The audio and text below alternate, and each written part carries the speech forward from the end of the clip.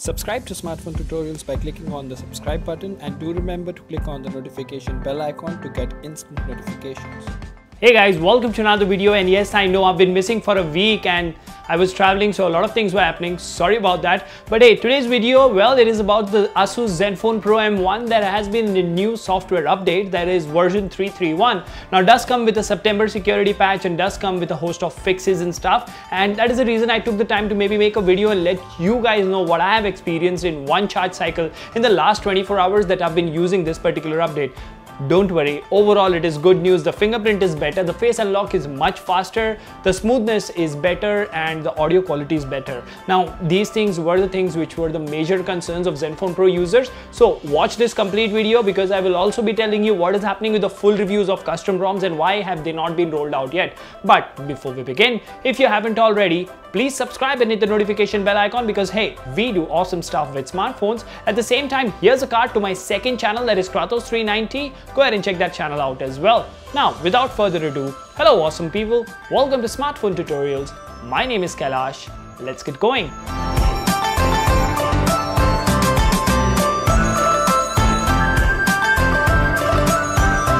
Alright guys, so welcome to another video, and as you can see right now, first we'll have a look at the changelog of this particular update, and then we'll probably talk about my personal experience and things like those. So first things first, what it says over here, well, 13th of October 2018, a new over-the-air update has been rolling out both to ZB601KL and 602KL. Now, what has changed? This is the build number. The update size is 433 megabytes, and changelog updated Google security patch to September 2018, enabled TWN voice over LTE FET. So if you are from that country, well, it should matter, not that it matters to anyone in India. Fixed compatibility issue with the Line app. Now, Line is basically a chat application, optimized system stability, and other things. Now, that was about the changelog, and almost all the people with this particular device are getting these particular updates.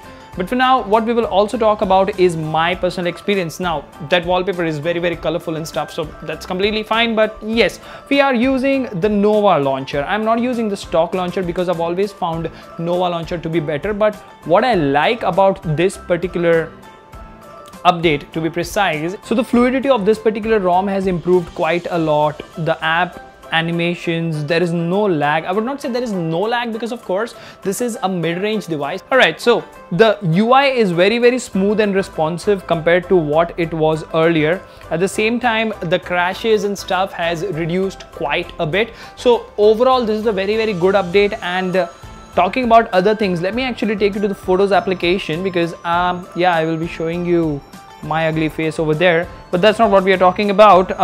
We are talking about device folders and something that is screenshots. All right, now right now you're looking at the battery usage, the usage that I have gone through. One day, 1 hour and 17 minutes, 3 hours and 41 minutes of screen on time, and this is the way the applications were using the battery. So the battery life, as it might not seem to you guys that it is brilliant or it is bad or anything of that sort, but my usage is completely different. I usually connect my phone using Bluetooth to my bike, and there is a lot of streaming happening and stuff, so I don't really play a lot of PUBG. But what I did notice when it comes to PUBG and performance is this definitely plays PUBG well compared to the previous ROMs, but the device does heat up quite a bit compared to what it used to earlier. At the same time, the battery also tends to drain faster when playing PUBG. Now, this was a one-off experience is what I would say, because I played one game, that is one classic match, which lasted for roughly 30 minutes or so. So you cannot really judge this particular update, but from what I've seen so far, it definitely plays well. The performance is much more better compared to the previous updates.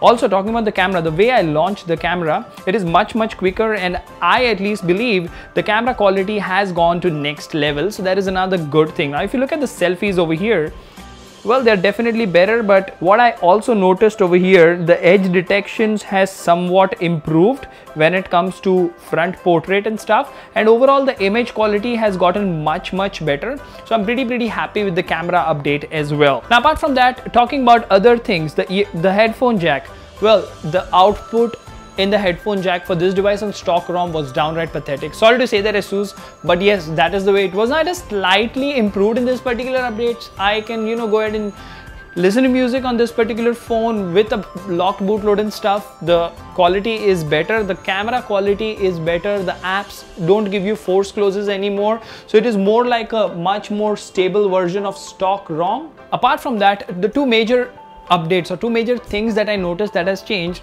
well, one is the face unlock. Let me see if it works while it is in front of the camera. Not really, but that's fine. What I'd like to say here is face unlock responds much faster. The fingerprint scanner, yes, that is something I can show you guys. So here we have it. There you go. There you go. There you go. So it is almost as good as the Xiaomi Redmi Note 5 Pro is what I would say, and you can also say it is as good as some of the other custom ROMs. So yes, face unlock speed is definitely improved. Fingerprint unlock speed has definitely improved. The battery backup, if not better, it is more or less the same. The charging times, I have not really seen any huge difference when it comes to charging the phone and stuff. It does charges fine, like in 3.5 hours from 0 to 100% like it used to earlier. But apart from that, there's nothing major that has changed, and they have come out and said that the Android P beta is in testing and the full stable version of Android P should be coming out to this device. So that all sounds very exciting for this particular phone. I really hope Android P changes a lot of things for this phone. But for now, this was a quick first look at this particular update, that is 3.3.1. If you've not received this update, or if you have already, please go to the comment section, mention your experience so that others can read your comments and everybody can help each other. For now, until the next one, this is Kailash signing off at Smartphone Tutorials. Keep smiling, take care, goodbye.